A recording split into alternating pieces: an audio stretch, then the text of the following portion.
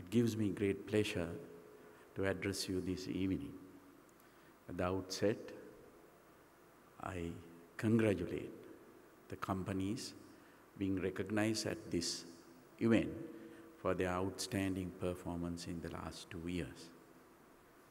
I also convey my great appreciation of our export industries, more broadly for their continuing service to Sri Lanka's economy.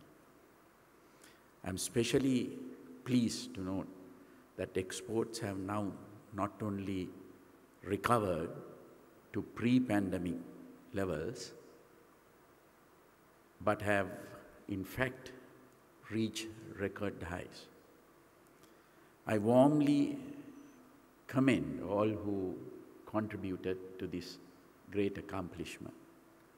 Even as we celebrate the success of Sri Lanka's export performance tonight, however, we must also face the reality of our current situation.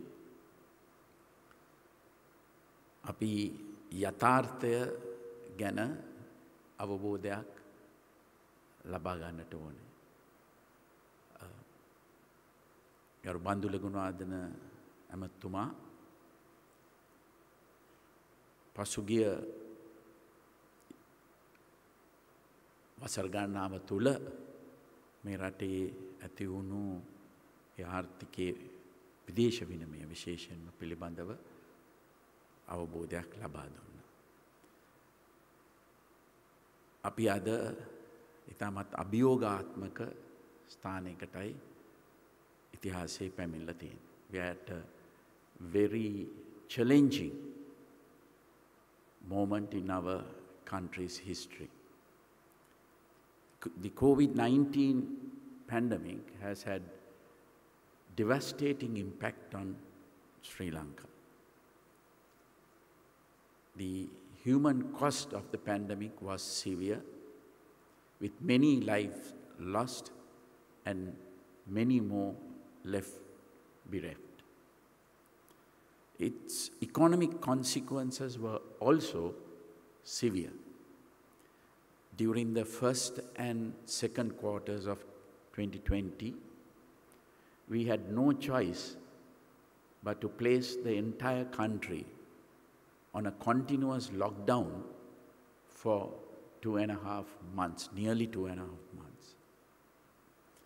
Although necessary for public health, this lockdown and the shorter ones that followed, combined with the global economic downturn resulting from the pandemic, affected nearly every sector of our country. Daily wage earners, self-employed persons, those engaged in cottage industries and in small and medium enterprises were all drastically affected. Many businesses shut down. Many individuals lost their livelihoods, and many families were pushed into poverty. The tourism industry, which had already suffered greatly after the Easter Sunday attacks, was completely devastated. බන්දල Gunawardena ඇමතුමා පැහැදිලි කර දුන් පරිදි සංචාරක ක්ෂේත්‍රයෙන් පමණක් අපිට ලැබුණු dollar බිලියන 5ක පමණ ඒ ආදායම විදේශ විනිමය ආදායම අපිට නැතිව ගියා. මේ ක්ෂේත්‍රය විදේශ විනිමය ලබා දුන්න පමණක් නොවේ, මිලියන 3කටත් 4කටත් ආසන්න සංඛ්‍යාවක් විවිධ අයුරින් ඍජුව සහ වක්‍රව රැකියාවල යෙදিলা තිබුණු ක්ෂේත්‍රයක්. අපිට ඒ සියල්ලක්ම මේ කාලය තුල නැති වුණා. The sector was not only one of the country's largest employers, but also one of our main earners of foreign exchange revenue. With many Sri Lankans employed abroad losing their jobs, we also lost vital foreign exchange usually received through their remittances. The restrictions necessary to prevent the spread of the virus even after the lockdowns were lifted means that economic productivity has not yet fully recovered. As leading manufacturers, many of you would have been required to stop operations at your factories from time to time because staff members were found to be COVID positive. මතකයි බොහෝ කර්මාන්ත ශාලාව සම්පූර්ණයෙන්ම වසා දමන්නට සිද්ධ වුණා මේ COVID රෝගීන්ගේ පැතිරීම නිසා. Although these precautions are necessary from a public health perspective, they can have a significant impact on our economy. It should also be noted that government spending had to be increased greatly during the pandemic. Daily wage earners and the poor had to be supported throughout the lockdowns through grants of cash and dry rations. Several industries, including tourism, had to be supported with debt moratoria. Healthcare costs, including testing, provisions of personal protective equipment, medical supplies, and treatment costs all increased greatly, and the cost involved in quarantine were largely borne by the government. Our extremely successful vaccination campaign, which has by now seen nearly 84% of those over age 16 being fully vaccinated, has also come at a significant financial cost. All this expenditure combined with the loss of revenue resulting from the economic impact of the pandemic has drastically affected the financial positions of the government. Our foreign exchange reserves in particular have been badly depleted. This is especially concerning given the high external debt position Sri Lanka had even prior to the pandemic. Bandula Gunadana Matuma මේ බව පැහැදිලි කරා. For decades, successive governments have tried to ensure that the fruits of Sri Lanka's economic growth are fully distributed amongst the public. This has led to consistently high expenditure on infrastructure, services, and social welfare programs that benefited the wider population. Cumulatively, these efforts have resulted in Sri Lanka providing a relatively higher quality of than other countries at similar income levels. අපි විවිධ රජයන් විසින් ලබා දුන්නු දී තිබෙන විශේෂයෙන්ම සුබසාධන ව්‍යාපෘති දිහා බැලුවම නිදහස් අධ්‍යාපනය, නොමිලේ වෛද්‍ය සෞඛ්‍ය පහසුකම් මේවා නිසා අපි ලබන වියදමත් රජය දරන වියදමත් වැඩි වෙලා තිබෙනවා. Our system of free education and free health care, for example, are the best in the region. Despite high expenditure, however, The desire of governments to encourage business activity and foster economic growth led to relatively low tax regimes, resulting in continuous budget deficits. Our development programs were therefore largely sustained through funding provided by multilateral donors, other countries, and through debt raised in international financial markets. පසුගිය කාලය තුළ විශේෂයෙන්ම ඇති වුණු ශීඝ්‍ර සංවර්ධනය, විශේෂයෙන්ම යටිතල පහසුකම් සංවර්ධනය, මේවා බොහොමයක් සිද්ධ වුණේ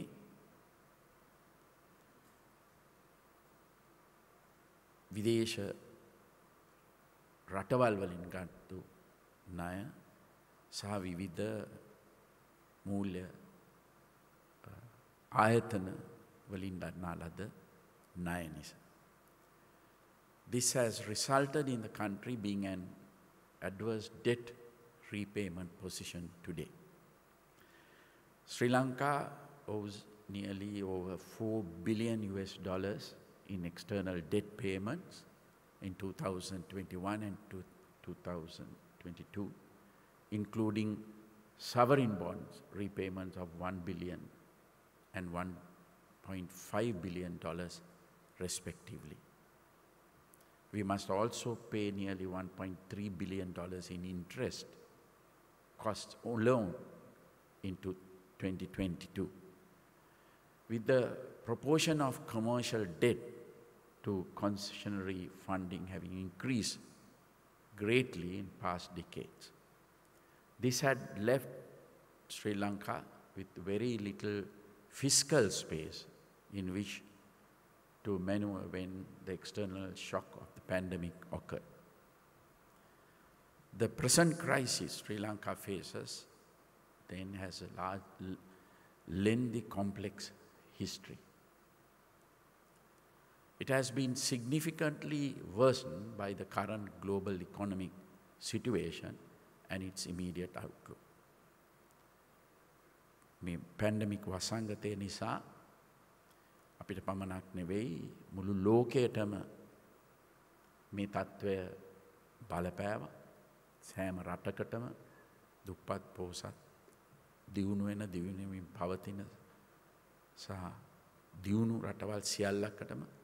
නමුත් කුඩා ආර්ථිකයක් තිබෙන අපවැනි රටකට මෙයින් ඇති වුණු බලපෑම ඉතාමත්ම වැඩි. බන්දුල ගුණවාදන ඇමතුමා සඳහන් කර පරිදි විශේෂයෙන්ම සංචාරක ක්ෂේත්‍රයෙන් අපිට ලැබුණු ඒ ආදායම නිසා අපිට පුළුවන් වුණා මේ ආර්ථිකය යම් අයුරකින් කළමනාකරගෙන ගන්නට. නමුත් එවැනි විශේෂයෙන්ම මුලින් සඳහන් කර පරිදි සංචාරක ක්ෂේත්‍රයෙන් සහ පිටරට රැකියාවන් කරන අයගෙන් ලැබෙන ඒ ආදායම නැති වුණාම අපි වැනි රටකට ඒ විශාල අපේ ආර්ථිකයට විශාල බලපෑමක් ඇති වුණා. The pandemic continues to rage across many parts of the world. Some European countries are considering lockdowns in the weeks ahead to avert more deaths taking place on a large scale. This could affect the recovery of our tourism sector as well as global demand for our exports. Global supply chain constraints are also affecting nearly all industries today. Rapidly rising energy costs and freight costs are contributing to shortages and higher prices world over. In fact, global price levels have now reached record highs, with many regions experiencing their worst inflation figures in nearly 3 decades.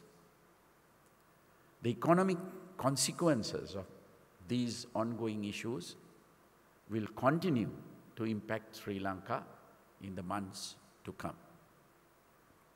Managing this situation and keeping the country on the path to prosperity will require policy interventions, especially in the short term, that may be unpopular. I know that many of you are critical of these interventions. I urge you to recognize and understand that these measures are being imposed because we have little other choice in our present situation. Once the immediate crisis is overcome, most of these interventions can be mitigated. Several policy interventions, however, such as the restrictions on certain imports in place since last year, have had beneficial consequences. They have created space for new local industries to develop.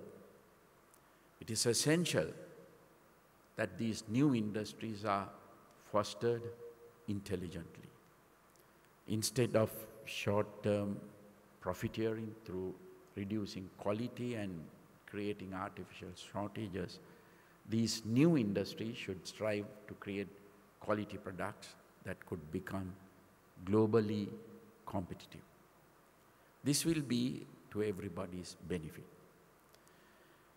The best way for our economy to grow in the medium to long term is by creating new export products while expanding into new export markets. Sri Lanka has amazing potential. It is blessed with abundant natural resources, an educated and productive workforce, and a geostrategic positioning we can greatly benefit from. Several of our export crops, notably tea, cinnamon, pepper, and arecanut, are considered the finest quality in the world.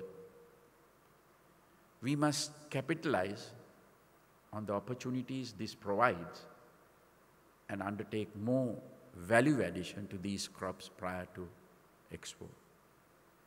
We also have great yields of fruits and vegetables, much of which is wasted because of issues including cold chain weaknesses.